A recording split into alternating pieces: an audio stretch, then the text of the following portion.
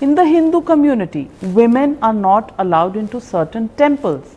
The Shani Shignapur, it took women 70 years to get into it. They got into Shani Shignapur only in 2016. And Sabrimala, the fight is still on. Women in the age group of 10 to 50 cannot go to Sabarimala temple. I've already explained this in media in many different ways, but now that you're once again asking the question, and once again it's an issue, let us understand this. This is a culture where there are more goddess temples than god temples. There are more female deities worshipped in this culture than male deities. In south we call them Amman, Mariamman, this, in north there are various kinds of devis. So, the restriction in the temple is for a completely different reason. I spoke about Shani Shignapur and I know the whole activist groups went against me because they're just waiting for an opportunity always. See, these are occult temples. You know what's occult? When you do occult practices, women in different states, particularly in states of pregnancy or menstrual states, it's not good for them, they're very vulnerable at that time. It can hugely impact their health and well-being. So they said you should not enter occult temples. Only on certain days when there are no such practices you enter, otherwise when practices are going on you do not enter because it's not good. Now talking about Sabarimala and other hill temples, these were mainly said because this is tiger country. Today maybe the poor tiger needs to be saved by you and me, that's a different matter. Otherwise, in southern India, in western Ghats, tigers roamed in thousands, okay? So climbing these hill temples was always a risk, and people have, even today they have these practices that they will carry some samrani, it's a kind of a thing that smokes. They always carry this when they go up because tigers will attack you otherwise. If they smell biology, they will go for you. If you take a woman with you, always a woman is more easily smelled down by a carnivorous animal than a man. So they said never take the woman. If you take the woman, for sure tigers will get you. So all hill temples, not only Sabarimala, all hill temples they put this restriction. But now the poor tiger is gone, it needs protection. So now shouldn't and the women the practice change? Now the women are better equipped, you know, in terms of modern amenities, they're better equipped, they're not what they were at that time. If it's only for that reason, definitely it must change, there's no question.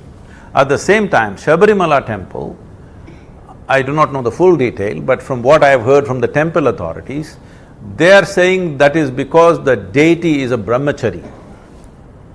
If there is such a sensitivity, I think you should leave it. You just said that this is 21st century Yes, India, yes. and books that were written thousands of years ago No, that's what I'm saying. now need to change. No. Practices that were gotten into thousands of years ago now need to change. So why do you stop one step short? No, I am not stopping one step short. Let me make this clear. If it is for safety, which was done for wildlife and stuff, it's not relevant anymore. Okay, women are equipped to walk up any mountain. Yes. Just now I've come from 3 weeks of Himalayan treks. More women with me than men actually, in numbers.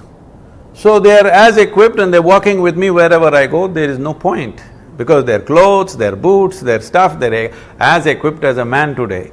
But those days things were different, so they said this is not a temple to go for women. But if they're being discriminated simply because of their biological nature, it must go, there's no question. But if it is because of the nature of the temple, we must look at it. But Sadhguruji, with all due respect, if the god is a brahmachari, so to speak, See, this god idea is not our idea. This is a Western idea. We don't have a god. the holy Deity. The holy deity that Yes. is there is a brahmachari. It's a we worship that brahmachari because he's all powerful. No, Is he that's not the point. Is he going to get swayed because a woman enters the temple? No, right now in our ashram we have brahmacharis and mas, okay? There are lady monks and men monks. If the women demand, we want to go into the men's segment of the brahmachari segment, it's called the sangha, we want to go into the male sangha. No, because even we cannot enter into the female sangha. What is that? There are temples in Karnataka where men cannot enter. So these things were made for a different reason, this is not gender discrimination. If there is gender discrimination, it must end, there's no question But about this it. is gender discrimination. How else See, would you I will not describe go it? into the ladies' toilet, is it gender discrimination? It's just sense, simple sense. So you would only compare women not going to Sabrimala, compare it with men not going to a ladies' toilet? I'm not… let's not make temple and toilet one thing, that's not what I'm saying. All I'm saying is, there are certain sensibilities and there is discrimination. These are two different things. Sensibilities have to be respected, you can't level everything. But if it is discriminated just because of biology of a woman, that must go 100%.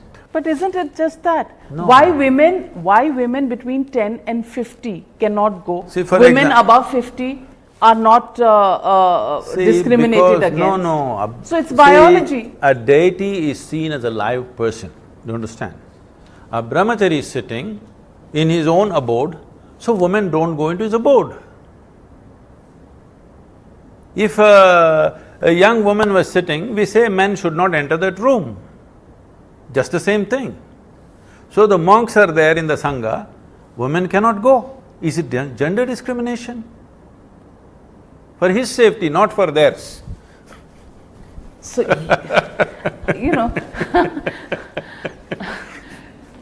that's very well put, but you want the Supreme Court, which has to look at everything, as you said, by the one book that governs this country, which Yes. is the Constitution. Yes.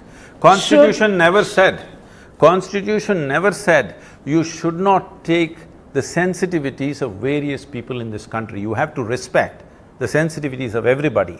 But if it's outright discrimination which is leading to an exploitative state, it must go. I am repeating this once again, if any temple is stopping women from entering their premises based on their biology, it has to go, no question.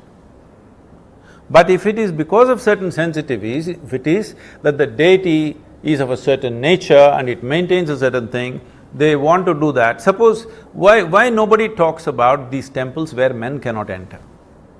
There are temples in Karnataka like this. All right, Sadhguruji, I will ask you I'm saying you're doing gender discrimination right now. Oh, Please well, fight for the men also, poor men. Poor men. Men in this country have never been poor men. It's always the women who have been discriminated against.